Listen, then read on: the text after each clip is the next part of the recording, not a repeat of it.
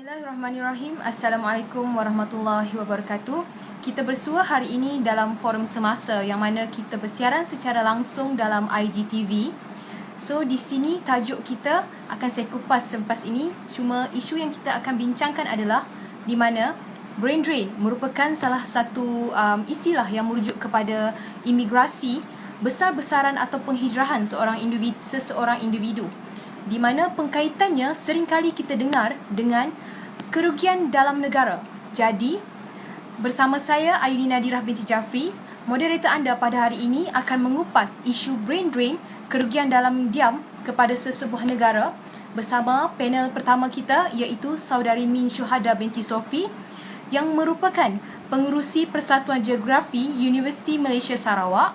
Panel kedua Saudari Nur Syafura binti Soid yang juga merupakan pengerusi Persatuan Geografi Universiti Kebangsaan Malaysia, dan panel kita yang terakhir adalah Saudari Nur Syahira Nabila binti Muhammad Syukri yang turut merupakan pengerusi Persatuan Geografi daripada Universiti Sains Malaysia.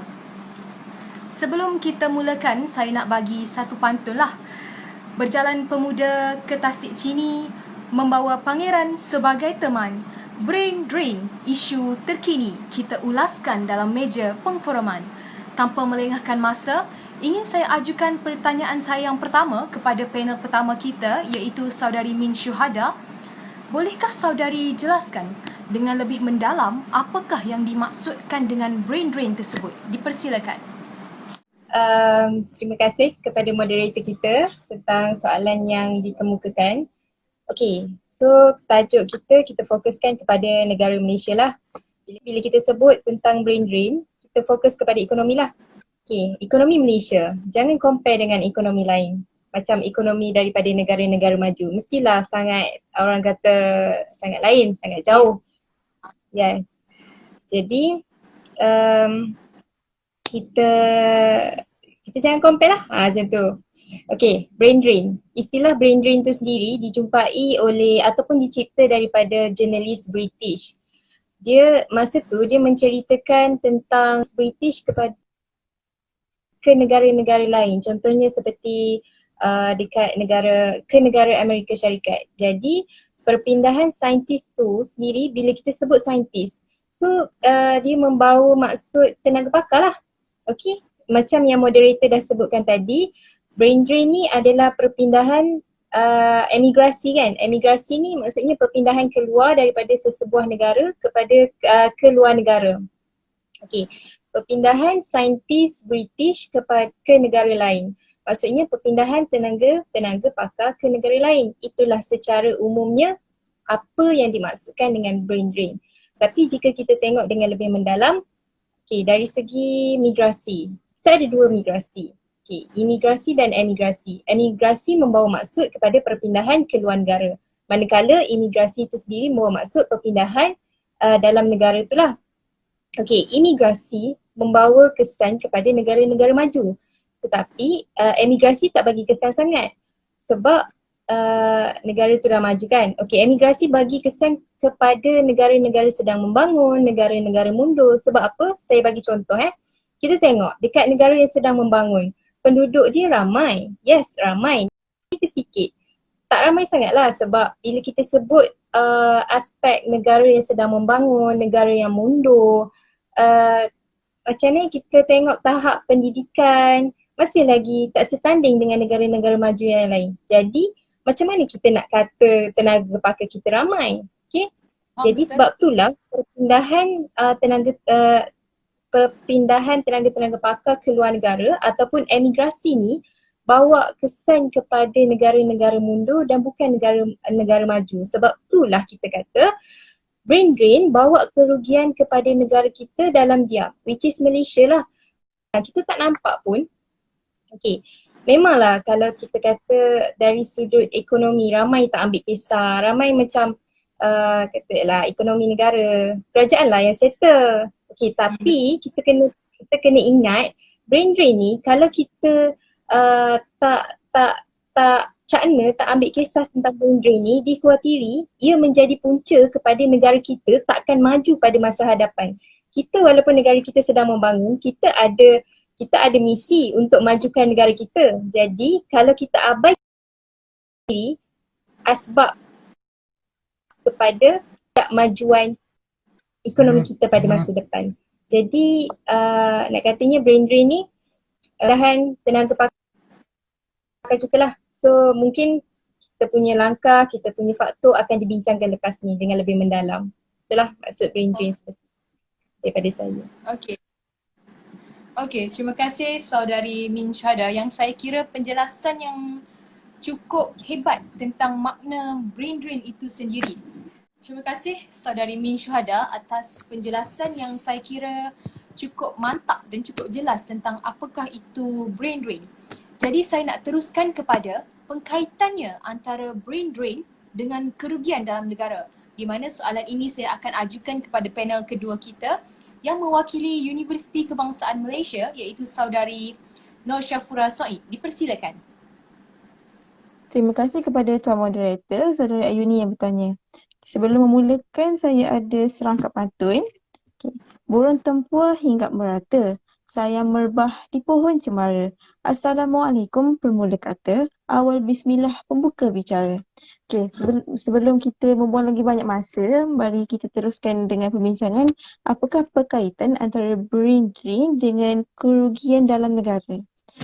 Okay, seperti yang telah diterangkan oleh ahli panel kita yang pertama, istilah brain drain bukanlah satu maksud yang menceritakan tentang otak kita menjadi kosong selepas peperiksaan, tetapi merupakan istilah yang merujuk kepada perpindahan keluar seseorang individu itu. Okey, dan ini menyebabkan ia memberi kesan secara langsung ataupun tidak langsung kepada ekonomi negara. Okey, ia akan memberi kesan dengan dua cara. Cara yang pertama adalah daripada segi ekonomi dan yang kedua adalah dari segi kepakaran negara. Okey, perkaitannya daripada sudut ekonomi adalah pendapatan bersih yang lebih tinggi. Okey, mereka ni kebanyakannya keluar berhijrah ke luar negara adalah kerana pendapatan yang lebih tinggi di luar negara. Gaji mereka dibayar lebih tinggi bersesuaian dengan kepakaran yang mereka ada. Berbanding kalau mereka kerja dekat Malaysia, gaji yang mereka ada tu adalah sedikit berbanding dengan apa yang mereka boleh dapat jika mereka bekerja di sana. Okay, yang kedua pula daripada segi kepakaran. Okay, seperti daripada segi kepakaran. Tak semua daripada mereka yang berada di luar negara ni adalah atas kehendak diri mereka sendiri. Kebanyakannya adalah kerana mereka ni terikat dengan beasiswa ataupun kontrak. Sebagai contoh, pelajar Malaysia yang mengambil bidang perubatan di Jordan. Mereka ni selepas tamat pembelajaran, disebabkan adanya beasiswa ni, mereka tak boleh pulang ke Malaysia tetapi mereka terpaksa terus berkhidmat di hospital ataupun di negara tersebut. Okey. Apa yang dikatakan Malaysia mengalami kerugian dalam diam adalah kerana kita sedia tahu bahawa bila adanya keluar, pasti adanya yang mengganti. Tetapi masalahnya sekarang, apa yang menggantikan pakar-pakar profesional ini, tenaga profesional ini ialah warga asing yang mempunyai tahap kemahiran yang rendah. Contohnya warga asing ataupun warga asing seperti Bangladesh atau Indonesia yang bekerja sebagai buruh ni mendapat pendapatan yang rendah. Dan pendapatan yang mereka dapat ni, mereka tidak sumbangkan kepada negara. Malah duit daripada gaji yang mereka dapat, mereka akan hantar pulang kepada ahli keluarga mereka yang berada di negara asal. So, duit yang ada tu tidak akan berkitar di dalam ekonomi negara.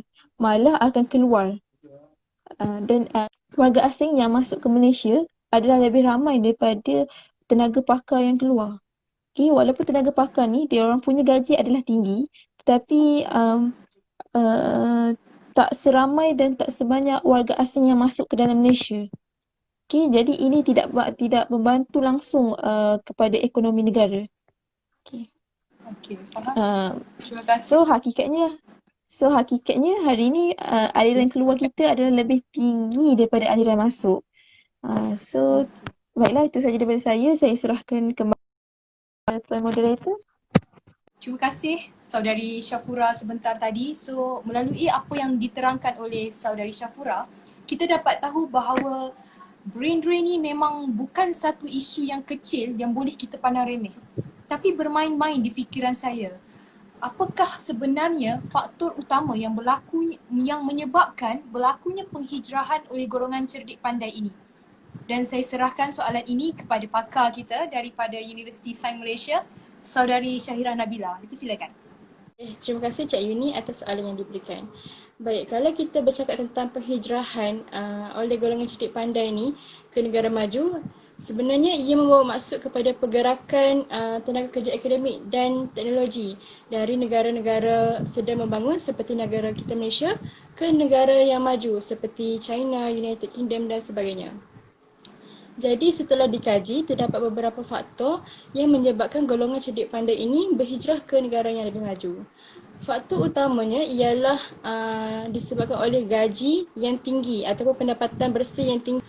Sebenarnya golongan cerdik pandai ini menginginkan pendapatan yang tinggi setanding ataupun setimpal dengan kepakaran yang mereka bakal berikan kepada sesebuah negara itu. Mereka merasakan jika mereka bekerja di luar negara, gaji yang mereka terima itu lebih lumayan berbanding di Malaysia. Faham, betul-betul. Terdapat satu kajian yang telah dibuat oleh CEO dan Ketua Ekonomi Penang Institute, Dr. Lim Kim Hua, yang juga merupakan bekas fellow dalam kewangan dan laporan kewangan Universiti Cambridge. Beliau mengatakan bahawa doktor gigi dari Malaysia yang bekerja di China boleh menikmati gaji dan pendapatan tahunan sebanyak RM292,924 Malaysia setahun berbanding dengan doktor gigi di Malaysia yang hanya mendapat pendapatan tahunan sebanyak RM151,953 Malaysia.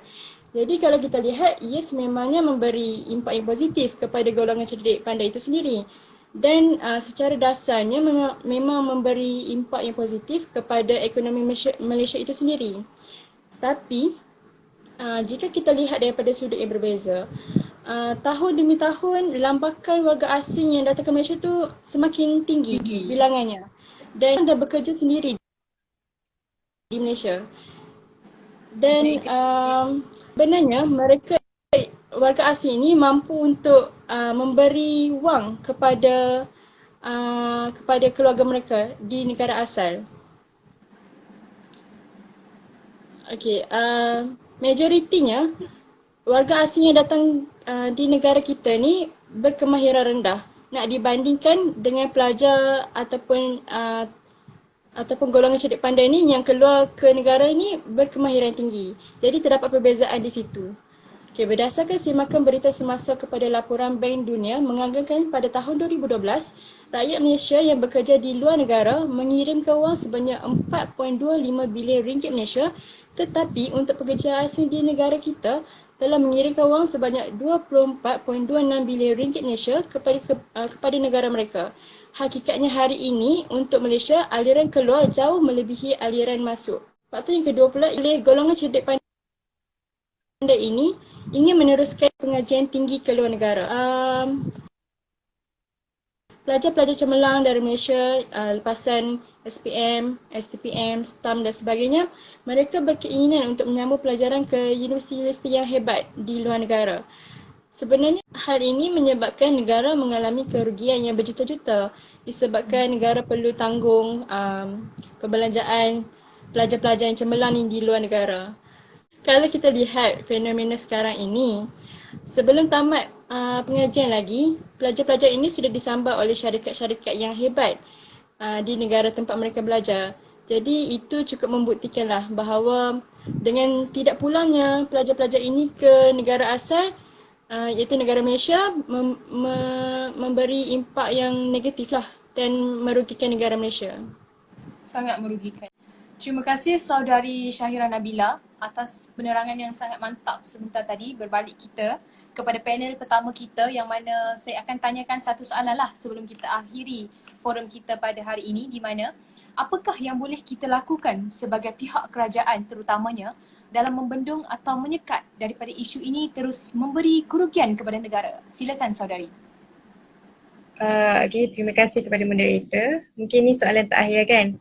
Okay, jadi kita daripada isu brain drain ni sendiri, kita nak tahulah, ni bagi saya, bagi pendapat saya, kerajaan tak boleh nak buat apa-apa sebab based on apa yang panel kita katakan, perpindahan tenaga-tenaga pakar ni adalah mostly daripada kemahuan diri mereka sendiri, iaitu disebabkan oleh faktor-faktor yang kurangnya ada di negara kita. Jadi kerajaan tak boleh nak halang daripada personal decision seseorang tu. Kerajaan baik apa yang ada dekat negara kita. Kita ambil contoh faktor-faktor yang disebabkan yang menyebabkan berlakunya brain drain ni. Okay, contoh saya bagi yang pertama disebabkan oleh faktor gaji yang rendah dekat negara kita. Kita tak boleh nafikan yang gaji negara kita boleh bagi dekat student ataupun dekat tenaga-tenaga pakar kita adalah jauh lebih rendah daripada tawarkan di luar negara, yang mana seperti yang telah saya katakan pada awal forum tadi, ekonomi negara-negara maju lebih tinggi daripada kita. That is why diorang boleh bagi gaji yang lebih tinggi. Okay. Jadi mengambil faktor tersebut, kerajaan boleh ambil inisiatif dengan menaikkan gaji tenaga-tenaga pakar kita supaya kita dapat ikat diorang tak pergi dekat negara lain. Dengan mengatasi masalah, dengan mengatasi benefit-benefit yang luar negara berikan kepada mereka. Seterusnya, saya rasa mungkin kerajaan Malaysia ni boleh mengetatkan undang-undang kepada pemegang-pemegang beasiswa yang belajar di luar negara. Okay, kita boleh tengok statistik statistik perpindahan ke luar negara tu adalah mungkin daripada golongan yang dah belajar, mengetatkan lagi undang-undang yang kata pemegang-pemegang beasiswa lepas je diorang habis study, diorang wajib untuk berkhidmat di Malaysia selama beberapa tahun sebelum mereka boleh untuk bekerja ke negara luar. Okay, sekurang-kurangnya diorang ni balik untuk berbakti lah dekat negara sendiri sebelum diorang buat decision untuk nak pergi luar negara ke apa ke. Tapi daripada pendapat saya sendiri, bila diorang dah start kerja dekat sini, chances untuk mereka berpindah ke luar negara tu rendah lah sebab diorang dah base dekat Malaysia. So, itu je lah pendapat saya. Terima kasih. Jadi, terima kasih diucapkan kepada Saudari Min Syuhada, iaitu panel kita yang pertama dan juga terakhir pada hari ini. Jadi, sebagai kesimpulan yang boleh saya simpulkan, sangatlah tidak wajar kepada kita, terutamanya yang pemegang beasiswa yang mendapat bantuan daripada kerajaan untuk berpaling tadah bekerja di luar negara. Jadi kita perlu pulang kembali membalas jasa Malaysia sebelum kita pergi ke luar negara.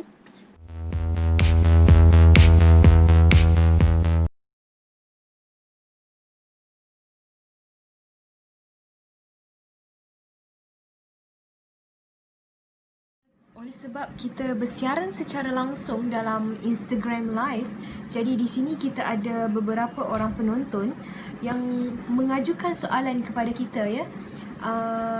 Soalan yang pertama adalah daripada adik Afiqah Nabila daripada Universiti Kebangsaan Malaysia yang mengajukan soalan tentang golongan cerdik pandai. Golongan cerdik pandai yang mana daripada negara luar bila kembali ke Malaysia akan membawa budaya barat mereka, dan adakah ini menjejaskan kita punya budaya kita dekat sini? Punca Maharajalela. Okey.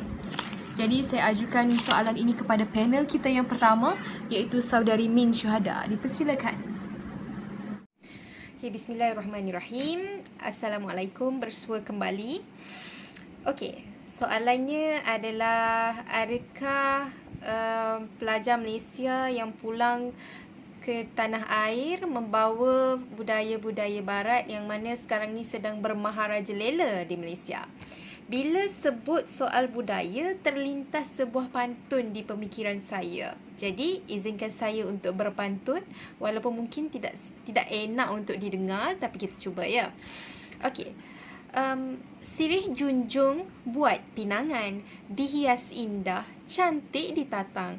Tradisi kita dilupa jangan, adat dikendong, budaya dijulang.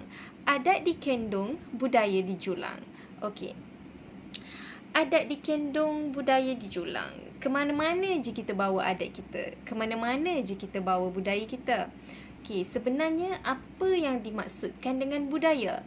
Budaya adalah hasil daripada pemikiran kita, gaya pemikiran yang mana menghasilkan satu tindak balas dan dari sudut tingkah laku dan perbuatan kita. Itu yang menghasilkan budaya.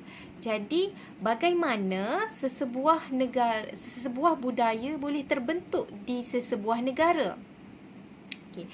Adakah sebab pelajar daripada luar pulang ke tanah air? Okey, kita tengok. Salah satu faktor yang membentuk budaya adalah melalui faktor persekitaran.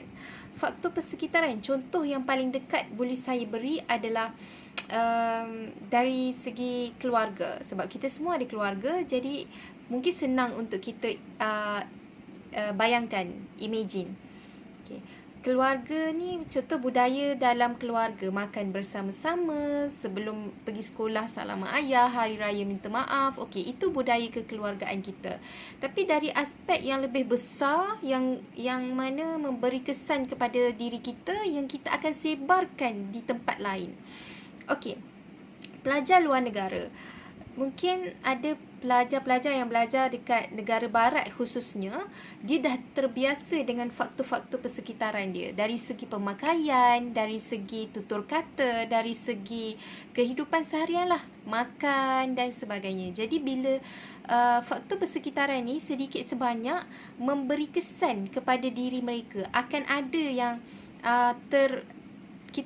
mereka akan terbiasa dengan budaya tu, yang mana bila mereka pulang ke Malaysia, mereka akan bawa budaya tersebut. Tapi untuk tempoh berapa lama tu kita tak dapat pastilah, sebab mungkin ada yang duduk dekat luar negara ni selama 5 tahun, 6 tahun, 7 tahun dan mungkin lebih. Jadi tahap serapan budaya tu mengikut berapa lama lah mereka ada dekat sana dan sebagainya. Okey, persoalan di sini, adakah mereka akan membawa budaya-budaya barat itu di Malaysia yang menyebabkan isu budaya barat seakan bermaharaja lela di negara kita? Bak kata soalan tadi kan? Okey, bak kata penonton. Kita tengok, betul ke pelajar Malaysia yang menjadi faktor kepada pembentukan budaya barat di Malaysia? Kita tengok. Okay. Sebenarnya budaya barat ni dah datang dekat Malaysia dah berkurang lama dah daripada zaman dulu. Bukti yang pertama, dari segi ekonomi. Dari segi ekonomi, kita mengamalkan sistem ekonomi kapitalis yang menjadikan faedah sebagai asasnya. Okey, kita boleh tengok bila kita buat pinjaman bank, kita akan ada faedah, pihak bank akan memberi faedah kepada pengutang sebanyak beberapa peratus bergantung kepada pinjaman yang dilakukan, yang dibuat. Okey, faedah ni boleh dalam bahasa biasanya kita sebut sebagai interest, bunga, yang dikenakan berapa persen bila kita hutang, mengikut jumlah hutang kita. Jadi kita boleh tengok, ini adalah budaya barat yang diserap masuk melalui pelajar ke?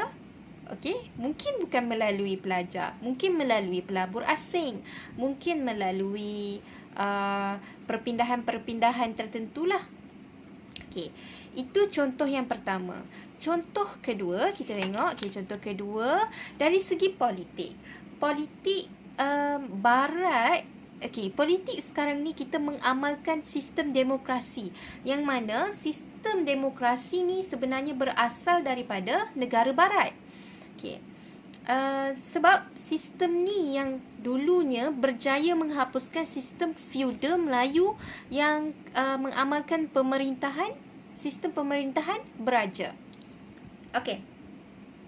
Jadi, benda ni kita tengok bukan dibawa daripada pelajar-pelajar Malaysia yang pulang ke tanah air. Seterusnya, untuk mengukuhkan lagi hujah saya yang mengatakan bahawa tidak 100% faktor budaya barat bermaharaja lela di Malaysia datangnya daripada pelajar yang belajar di luar negara adalah, Okay, last sekali. Faktor yang paling dekat dengan kita. Okay, faktor muzik. Okay, ini mungkin contoh last ni mungkin dibawa daripada pelajar-pelajar, tapi bukan semua yang belajar dekat luar negara tu akan bawa budaya barat yang akan saya sebutkan ni. Tapi mungkin ada sebilangan daripada mereka yang membawa budaya seperti ini. Budaya pengaruh kesenian barat. Okay. Dari segi muzik lah yang paling ketara. Dulu mungkin muzik kita berasaskan satu genre sahaja, menyampaikan nasihat dan sebagainya. Bila kita boleh tengok lah muzik-muzik Melayu zaman dahulu bagaimana. Muzik-muzik sekarang ni dah ada genre pop, rock, jazz, balada yang mana berasal daripada barat. Okay? Tak bolehlah kita kata muzik ni semua dibawa oleh pelajar Malaysia ke pelajar Malaysia. Okay, tak semestinya. Okay, ni saya nak katanya budaya barat ni dah ada lama dah, bukannya pelajar Malaysia yang bawa budaya ni lah. Okay, kita tengok setiap genre ni dia ada identiti dia yang sendiri, ada image dia yang tersendiri. Jadi benda ni pun menjadi faktor ikutan kepada negara Malaysia dan negara lain.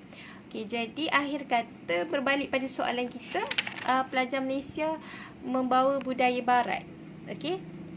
Jadi tak semestinya lah membawa budaya barat. Tetapi dari segi ekonomi, kita berbalik pada isu brain drain. Dari segi ekonominya, kepulangan pelajar Malaysia ke negara kita, ke tanah air maksud saya, akan memberi kesan yang positif. Okey, mungkin budaya barat yang dibawa oleh pelajar Malaysia balik ke tanah air dari segi ekonominya membawa kesan yang positif. Contohnya gaya pemakaian,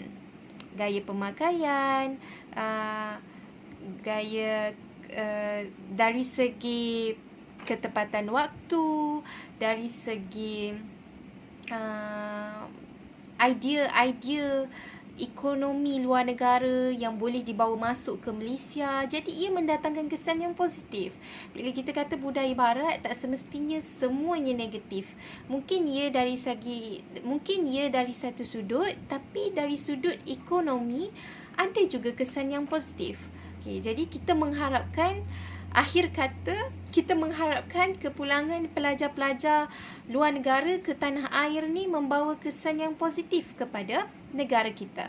Okay, dengan itu, terima kasih kepada yang menanyakan soalan. Jika ada soalan lain, izinkan saya mencelah. Saya tertarik dengan soalan saudari tadi yang bertanya mengenai kebanyakan pelajar pergi ke luar negara, apabila mereka pulang, mereka akan kembali dengan budaya yang lain. Okey. From my point of view, sebenarnya saya rasa pelajar kita yang pergi ke luar negara ni, ia adalah satu perkara yang baik untuk diri mereka. Kerana bila mereka pergi ke tempat baru, mereka akan ada inovasi yang baru, persekitaran pembelajaran yang baru, dan teknik-teknik belajar yang baru, dan banyaklah mereka akan terdedah dengan perkara yang lebih luas. Maksudnya tak tertumpu pada satu kawasan sahaja. Jadi mereka akan jadi lebih terbuka. Okey. Seperti mana hadis Nabi, belajarlah sehingga ke negeri China. Okey, bila mana saudari katakan mereka kembali dengan budaya lain tu, saya kurang setuju sebabnya kita banyak bukti. Contohnya macam Mat Lutfi. Okey, kita boleh lihat Mat Lutfi merupakan pelajar Malaysia yang sambung belajar di luar negara.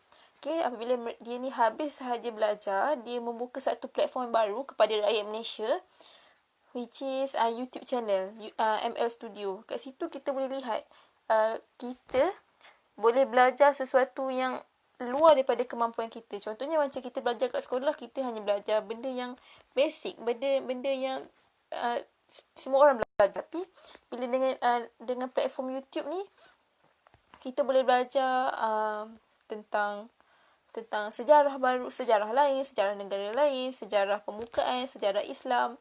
kita belajar, okey, orang ni kerja bidang ni, kerja dia macam ni. Orang ni belajar macam ni, bidang pembelajaran dia macam ni, pergi ke arah mana.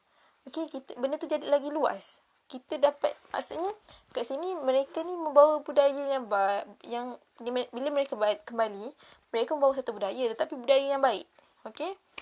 Okey, yang kedua pula ialah berkaitan dengan soalan saudari yang adakah mereka ni yang buat budaya anak muda sekarang makin teruk.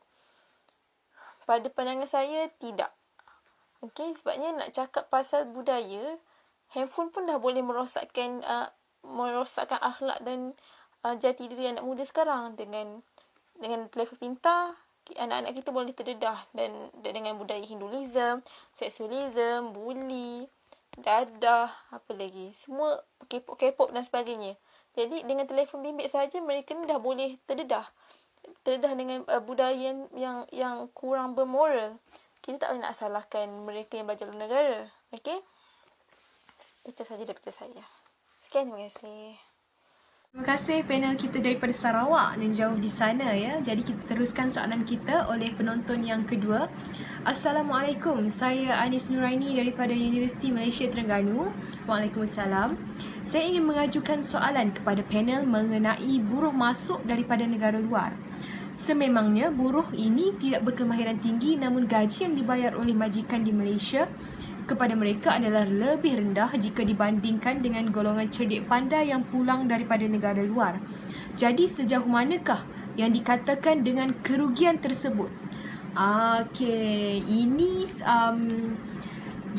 ini adalah penerangan yang telah diterangkan oleh panel kita yang kedua sebentar tadi tentang buruh daripada negara luar. Jadi saya rasa memang layaklah untuk panel kita yang kedua untuk mengulas kembali isu ni ya. Untuk adakah dia sejauh mana ruginya. Okey. Jadi dipersilakan panel kita yang kedua, Saudari Nur Syafura So'i. Dipersilakan. Terima kasih kepada saudari yang bertanya. Okey, saya ulang balik ya soalan, kalau saya salah tolong betulkan. Okey. Sememangnya buruh ini tidak berkemahiran tinggi, namun gaji yang dibayar oleh majikan di Malaysia kepada mereka adalah lebih rendah jika dibandingkan dengan golongan cerdik pandai yang pulang daripada negara luar. Jadi sejauh manakah yang dikatakan dengan kerugian tersebut? Okey, terima kasih kepada saudara yang bertanya. Okey, di sini kita dapat lihat, dalam soalan ini kita dapat lihat sebenarnya petanya soalan melihat dari sudut gaji individu. Kita sepatutnya bila kita bercakap tentang brain drain, kita melihat dalam skop yang besar, skop yang luas iaitu skop negara, ekonomi negara. Kat sini kita mungkin saudara pernah dengar tentang quality better than quantity. Tapi ia terbalik di Malaysia di mana kita menerima terlalu banyak pekerja buruh yang kurang kualitinya dalam kuantiti yang banyak. Okey, betul. Kita ada tenaga pakar yang kita sudah kembalikan ke Malaysia tapi nilainya sedikit dan mereka tenaga pakar yang daripada negara kita yang telah dikembalikan, mereka memberi nilai yang baik kepada ekonomi. Mereka aliran wang tu berlaku, tetapi bagi mereka yang warga asing ni seperti yang saya katakan di soalan yang lepas, mereka ni terima duit dan duit ni mereka pulangkan ke negara asal untuk ahli keluarga. Jadi benda tu tak berkitar, wang tu tak berkitar dalam sektor ekonomi kita. Jadinya negara kita mengalami banyak kerugian di mana kadar keluar kita terlalu tinggi. Okey, bila kadar keluar tinggi, rakyat kita tak mampu tak dapat menerima hasil daripada dapatan dan ekonomi kita. Faham tak? Jadi, sejauh manakah yang dikatakan dengan kerugian tersebut? Saya highlight balik adalah gaji mereka adalah lebih rendah jika dibandingkan dengan golongan cerdik pandai yang pulang ke negara kita yang menerima gaji yang tinggi. Okey, betul, gaji yang mereka rendah tapi kuantiti mereka terlalu banyak, terlalu ramai berbanding dengan golongan cerdik pandai yang masuk ni. Lagipun kalau kita lihat golongan cerdik pandai ni, ia mempunyai satu standard mereka tersendiri. Okey. Contohnya kalau macam saya sendiri pernah bekerja saya pernah bekerja dan saya melihat okey, memang ada satu kluster, ada satu tempat yang dia menjual barang mengikut kluster dan mereka-mereka yang berkemampuan yang kerja dalam bidang profesional yang mempunyai gaji yang tinggi, gaji bulanan yang tinggi, mereka tak akan membelanjakan wang mereka kepada peniaga-peniaga kecil, malah mereka akan terus menyumbangkan duit mereka tu kepada penjual-penjual ataupun badan-badan yang lebih tinggi, yang sememangnya dagah. Contohnya macam Versace, Gucci dan sebagainya. Mereka berbelanjakan ke situ. Makanya wang mereka yang banyak ni kita tidak dapat nikmati secara macam mana nak cakap secara banyak. Faham tak? Dia berkitar, dia akan memberi sumbangan dia menyalurkan wang mereka kepada pihak atas. Pihak selalunya orang-orang macam peniaga kecil, RSK dan sebagainya. Peniaga kecil tidak dapat merasai kitaran wang itu. Faham tak? Okey. Sebab mereka ni berbelanjakan kepada perniagaan-perniagaan yang sudah besar, yang anggah, yang memang dah terkenal, yang memang dah stabil perniagaannya. Okey. Itu sahaja daripada saya. Sekian, terima kasih. Terima kasih saya ucapkan kepada saudari Syafura atas jawapan kepada soalan penonton kita yang kedua sebentar tadi mengenai rugi. Sejauh mana ruginya kita. Jadi saya rasa setakat itu sajalah soalan daripada penonton yang boleh kita ambil daripada sini, sebab kita pun orang kata apa, tak cukup masa, mengalami kekangan masa. Jadi sampai di sini saja. Terima kasih kepada penonton yang sudi meluangkan masa dalam live kami, sudi untuk menambah ilmu bersama panel-panel yang hebat mengenai apakah itu brain drain dan sejauh mana kerugiannya kepada negara kita dalam diam sebenarnya. Okey, terima kasih banyak-banyak. Jadi sebelum penutupan hari ini, saya nak bagi satu pantun lah. Brain drain satu, kerugian negara terpaksa dihadam walaupun sukar. Berjumpa kita di lain masa. Patuhi PKPP, jangan ingkar. Assalamualaikum warahmatullahi wabarakatuh. Wa ilal liqa.